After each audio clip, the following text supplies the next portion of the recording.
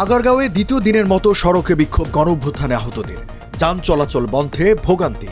আমরা সরকারের কাছে আবেদন করতেছি, আমাদের উচিত দূরত্ব, আমাদের স্বীকৃতি দেওয়া এবং আইনগতভাবে আমাদেরকে প্রোটেকশন দেওয়া। দুদিন পর পরই রাস্তায় কোনো না কোনো প্রবলেম, এটা তো আসলে খুবই অনেক কষ্টকর প্রত্যেকটা মানুষের জন্য। আবারও সড়ক অবরোধ, তিতুমিরের শিক্ষার্থীদের বিশেষ সুবিধা দেওয়ার সুযোগ নেই জানালেন শিক্ষা উপদেষ্টা। দুর্নীতির অভিযোগে টিউলিপের বিরুদ্ধে তদন্ত শুরু, গোপনে ঢাকা ঘুরে গেলেন ব্রিটিশ গোয়েন্দারা।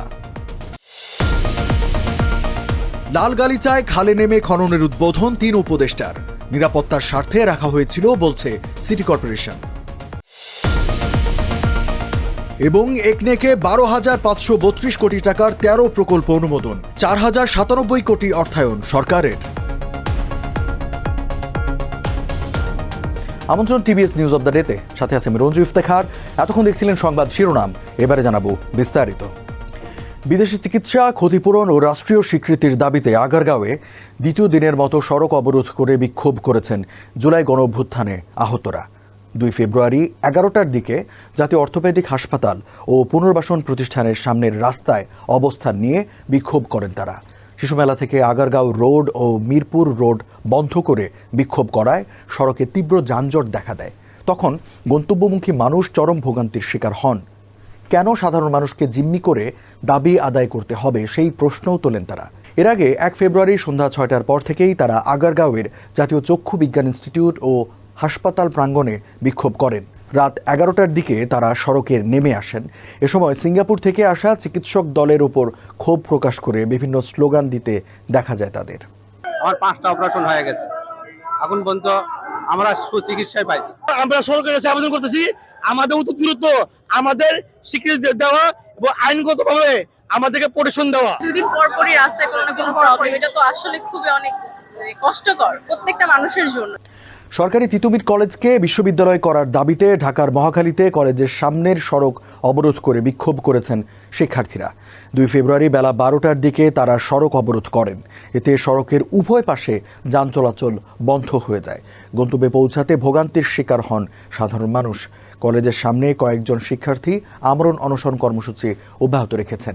এই কর্মসূচির নাম দেওয়া হয়েছে বারাসাত ব্যারিকেড বা সড়ক ও রেলপথ অবরোধ কর্মসূচি। তবে সরকারি তিতুমির কলেজকে বিশেষ কোনো সুবিধা দেওয়ার সুযোগ নেই বলে জানিয়েছেন শিক্ষা উপদেষ্টা ডক্টর ওয়াহিদউদ্দিন মাহমুদ।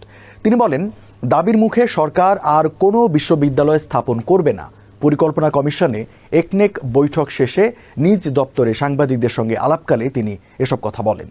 দুর্নীতির অভিযোগে যুক্তরাজ্যের ক্ষমতাসীন লেবার পার্টির সাবেক মন্ত্রী টিউলিপ সিদ্দিকের বিরুদ্ধে ওঠা অভিযোগ নিয়ে তদন্ত শুরু করেছে ব্রিটেনের গোয়েন্দা সংস্থা ন্যাশনাল ক্রাইম এজেন্সি NCA।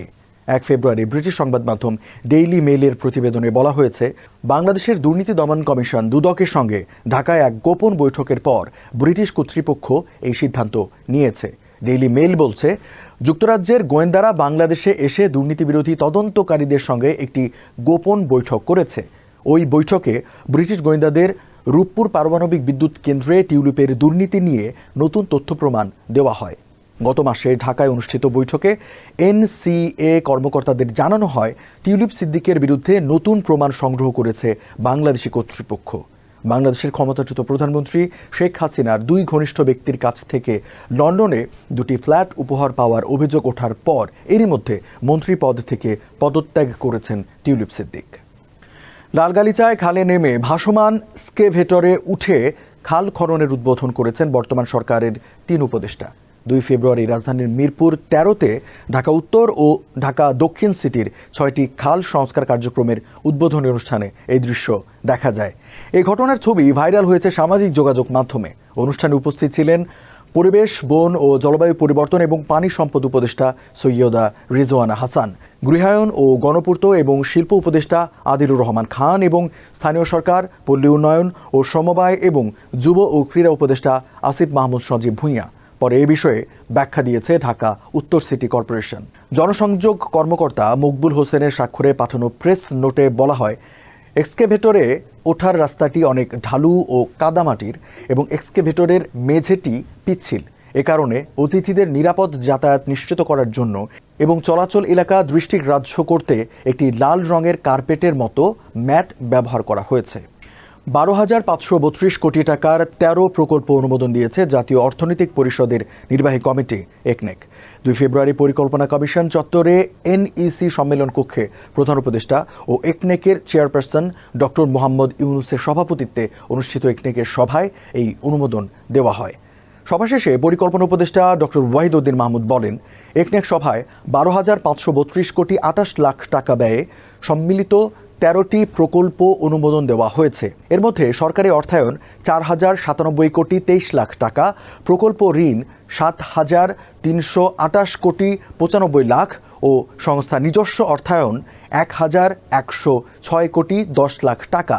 চীনের আগ্রহেই সরকার মোংলা বন্দরের সক্ষমতা বাড়ানোর প্রকল্প হাতে নিয়েছে জানিয়ে তিনি বলেন, এই প্রকল্প বাস্তবায়নে 3,600 কোটি টাকা ঋণ দিচ্ছে চীন। দর্শক, এই ছিল আজকে টিবিএস নিউজ অব দ্য ডেতে। এতক্ষণ সাথে থাকার জন্য ধন্যবাদ সবাইকে।